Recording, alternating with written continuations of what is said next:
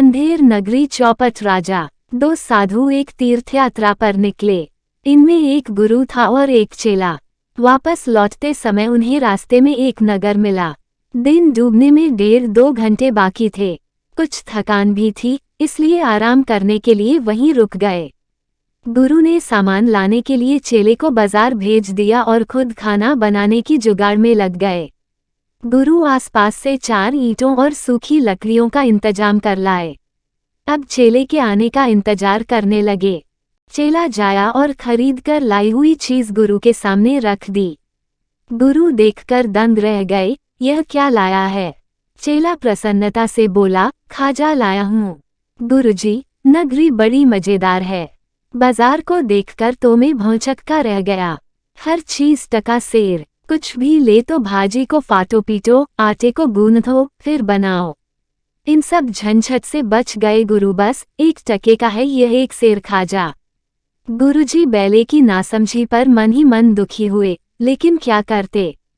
जब सुबह पता चला कि इस नगर का नाम अंधेर नगरी है, तो और भी दुखी हुए। गुरु ने तुरंत अपना झोला झंगा समेटा और चेले से कहा, चल, यह नगरी ठहरने योग्य नहीं है। इसके नाम से ही पता चलता है कि यहाँ सब कुछ गड़बड़ है। टका सेर भाजी और टका सेर खाजा। अरे ऐसा भी कहीं होता है? यहाँ कोई समझदार आदमी नहीं है। लगता है राजा ही नगर को चौपट करने पर तुला हुआ है। गुरु की बात चेले के समझ में नहीं आई। वह बोला, गुरुजी, यहाँ तो सुख ही सुख है। कुछ दिन यहीं रुकिए। ऐसा सुख तीर्थयात्रा में कहाँ रखा है? मैं तो कुछ दिन यहीं रुककर सुख भोगूंगा। गुरु ने देखा कि चेला बच्चों की तरह अपनी जिद पर अड़ा है, तो रुक गए। गुरु समझदार थे। वे जानते थे कि चेले को अकेला छोड़ने पर जरूर कुछ अहित हो जाएगा।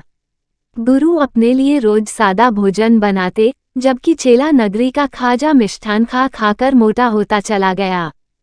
इन्हीं दिनों नगर में एक घटना घटी। राजा ने एक खूनी कैदी को फांसी की सजा सुनाई।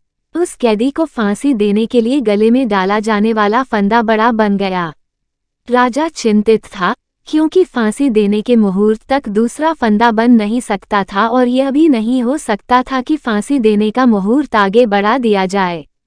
राजा अपने यहाँ की परंपरा को संकट में पड़ते देखकर उलझन में पड़ गया। आखिर में राजा ने तय किया कि फांसी तो इसी मुहूर्त में दी जाएगी। इसको नहीं तो किसी दूसरे को सही फांसी तो देनी ही है।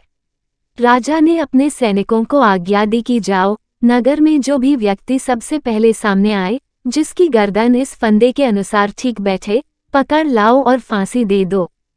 राजा की आज्ञा पाते ही सैनिक निकल पड़े। ऐसे व्यक्ति की खोज में ढूंढते ढूंढते संयोग से चला सामने आ गया। वह बाजार में खाजा खरीदने गया था। उसकी गर्दन उस फंदे के अनुसार बिल्कुल ठीक थी। सैनिक उसको पकड़कर ले गए। यह खबर जब गुरु को मालूम पड़ी, तो गुरु भागे भागे गए। एक और चेले पर गुस्सा आ रहा था, तो दूसरी ओर उसकी चिंता भी सता रही थी। चेला जो था, रास्ते भर इसी उधेड़ बुन में लगे रहे। गुरु वहां जाकर देखा तो चेले को सैनिक पकड़े हुए थे और फांसी देने की तैयारियां चल रही थीं। गुरु ने सैनिकों से कहा, छोड़ दो चेले को, इस समय फांसी पर चढ़ने का अधिकार तो मेरा है। क्यों छोड़ दूं इसे? एक सैनिक ने कहा। इस मुहूर्त में फांसी से मरने वाले को सीधा स्वर्ग मिलेगा। शास्त्रों में भी चेले से पहले गुरु का है। स्वर्ग जाने का अधिकार। गुरु ने सैनिकों को खूब भुड़का, लेकिन वे टस से मज नहीं हुए। आखिर में गुरु ने चेले को आंख से इशारा किया। गुरु का इशारा मिलते ही चेला चिल्लाया, नहीं गुरुजी, स्वर्ग जाने का मेरा ही अधिकार है। सैनिकों ने मुझे ही पकड़ा है, आपको नहीं। नहीं, शास्त्र विरुद्ध कार्य नहीं हो सकता। यह महापाप होगा। पहले फांसी पर मैं चलूंगा। गुरुजी बनावटी गुस्सा दिखाते हुए चिल्लाए। गुरु और वेला दोनों ही चिल्ला चिल्लाकर झगड़ने लगे। देखते ही देखते भीड़ इकट्ठी हो गई। फांसी पर चढ़ने को लेकर इस प्रकार का झगड़ा जनता के लिए आश्चर्य की बात थी। इससे पहले ऐसा न कभी देखा गया था और न सुना ही गया था। एक ओर राजा की आज्ञा थी और दूसरी ओर साधु का धर्मशास्त्र। सैनिक असमंजस में पड़ गए। एक नया संकट पैदा हो गया। अंत में यह मसला राजा के पास ले जाया गया। गुरु और चेले की बात सुनकर राजा को स्वर्ग का लालच हो आया। राजा ने कड़क कर कहा, यदि इस मुहूर्त में ऐसा ही होना है तो सबसे पहले यह अधिकार राजा का है, बाद में पद के हिसाब से राजा के उच्च अधिकारियों का।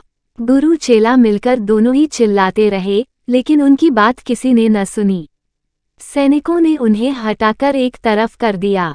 पहले राजा को फांसी दी गई, इसके बाद राजा के उच्च अधिकारियों को फांसी देने का सिलसिला शुरू हो गया। गुरु आखिर थे तो साधु ही, उनकी आत्मा हिल गई। वे अथ बेकसूरों की और हत्या नहीं देखना चाहते थे, इसलिए गुरु ने कहा, अब स्वर्ग जाने का मुहूर्त समाप्त हो गया। गुरु की बात सुनते ही फांसी देने का सिलसिला समाप्त कर दिया गया। इधर गुरु ने चेले के कान में कहा, देख लिया अंधेर नगरी और यहाँ के लोगों को, निकल चल जल्दी से।